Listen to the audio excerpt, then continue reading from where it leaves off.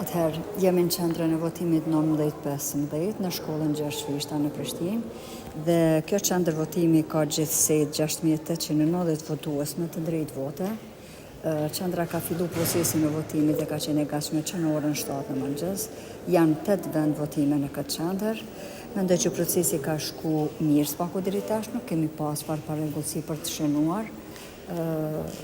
Tavolina mbështetës është, personi që jep informata është i gatshëm. Do doja të theksoj që tani deri në orën 13 kanë votuar 1514 votues, nga ata 6890 që ishin me të drejtë vote. Del tjetë që 22% deri më tani kanë votuar.